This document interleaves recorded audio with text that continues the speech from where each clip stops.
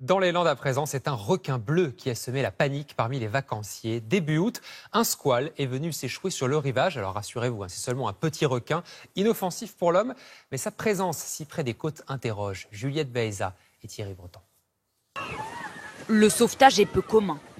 Sur cette vidéo amateur qui comptabilise un demi-million de vues sur les réseaux sociaux, on distingue un bébé requin à peau bleue échoué sur la plage. Ce CRS s'en saisit à main nue devant une foule médusée et le ramène vers le large.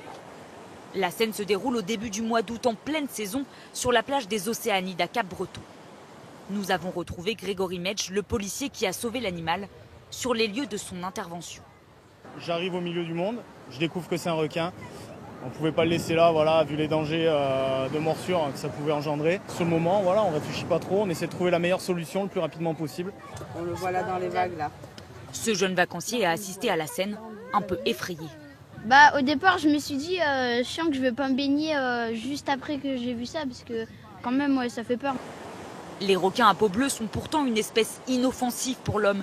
Ils vivent habituellement en pleine mer, au large des côtes. Alors comment expliquer la présence de l'un d'eux si proche du littoral?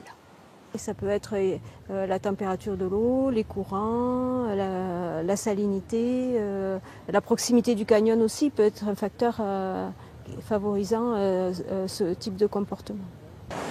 Le canyon de Cap-Breton, aussi appelé le Gouffre, le seul en France si proche de la côte. Il débute à 300 mètres à peine du port avant de s'enfoncer jusqu'à 3000 mètres de profondeur et abrite ainsi des espèces habituées au fond marin. Un facteur qui peut expliquer la présence de requins à peau bleue le long du littoral. Plusieurs apparitions ont été recensées ces dernières années.